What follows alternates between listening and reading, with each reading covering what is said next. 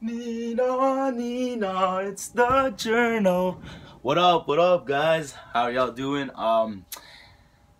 I asked myself a question this morning, and I really wanted to bring that up with you guys. The question was, what drives you? What drives you? And I have a friend to talk about. Like, yeah, I think he's a great example of like a really good answer to that question.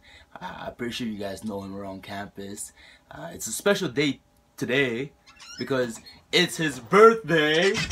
Yay, Angelo! What's up? Happy birthday! Thank you, Keith. 20 years old. How do you feel? Feel old. Old, eh? Feel really. Oh, my hips just went out today. Hip, yeah. I gotta start. I need a little walker now. I gotta get from A to B. Yo, you gotta get that checked out, man. Get that checked out. It's not healthy, you know. So, Angelo, congratulations! You made it into the journal, right? And it's what led to that is your answer, right? I asked you a question and you gave me such a mind-blowing answer. So here's the story behind it. This is not the first video that we're filming tonight. We were actually filming another video earlier about another topic, right? And it went on for like 10 minutes, and you know it was kind of iffy. After we filmed the video and it was like, yeah, sure, we'll post it, Angelo brought me over there to the wall, right? And he told me what drives him. So Angelo Fousteris on Friday, February 5th, 2016. What is the time? 6:50 p.m. What drives you? And I'm gonna go bring it over because this is. Let's do it. You'll see it over here. I have it taped up on my wall. It's right here. It's actually taped up. Right in front of this workstation. Why am I sitting like this? There we go.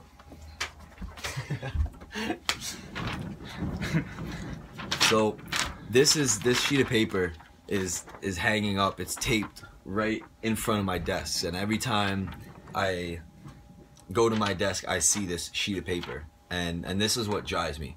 This is, you can see it over here. This is oh, you can kind of see it. But essentially it's a follow-up from PepsiCo. So after winning the competition last year, they had a guaranteed interview, and because I had the guaranteed interview, I went in and I was super confident, way overconfident. And I went into this interview thinking that, well, I won the competition, I gotta get the job. And that wasn't the case. I was not prepared for the interview. There were some technical questions that I had no idea how to prepare for. Some simple questions I had no idea how to prepare for because I just wasn't mentally ready. And so the interview didn't go very well, and I didn't get the job. And for me, this was a huge, what's the word I'm looking for?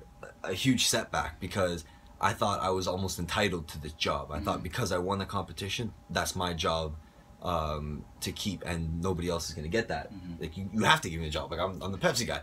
But that's not like that's not the arrogance. That's not the mentality that you have to have in order to truly be successful. And I realized that afterwards, and so I hung this up on my wall to sort of remind me every time when I see this, don't get ahead of yourself, be humble, still prepare, still put in the work that you have to, and treat everything to the magnitude that it is. It's a job interview, you know, prepare for this, right? This was big for me. So this is really what drives me. And I got a call from Pepsi last week saying, hey, we think you might like this other job. So we're gonna, you know, put your resume in a whole list, and you know, hopefully you get an interview, something like that.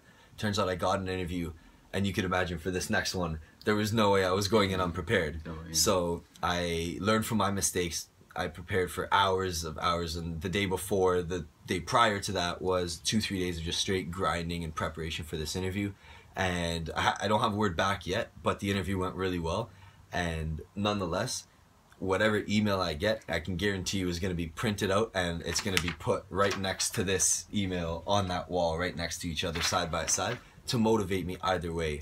If it's another no, then I'm going to take that as gotta grind harder, gotta use more preparation. And that's what drives me, is like my failures, I guess.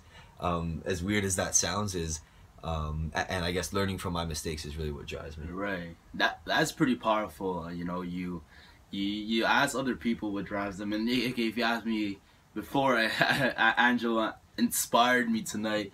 What drives me is, like, I would say my accomplishments, right? I'm already doing all this. Why not keep on going, right? But this is such a sweet way of looking at it.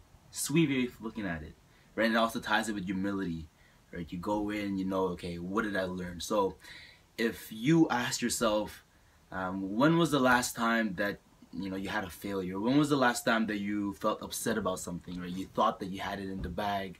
And how did you react after? How did you react, right? Because I feel like this life of ours, it's not really a test of how much we can do, right? It's a test of how we look at it, or your perspective. Yeah. So Angelo, what would you say, just putting on you the spot, one of your core values? Probably being humble, I would say, is the biggest thing, is to be humble. That's one of the things that I was not as a growing up, and my mom really like pushed, be humble, just relax, you're not Thanks, the whole Mama. world. So thank you, Mom. Thanks, Mama. Because that's huge.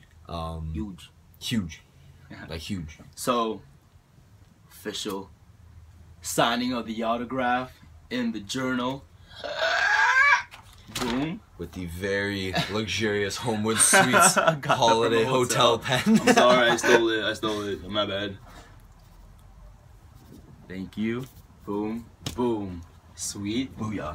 Bro, Keith, happy birthday again. Thank you for coming on to the show. thank you for Love having you, bro. me on your blog. Yo, you think they noticed? No, there's no way. Alright. Dope.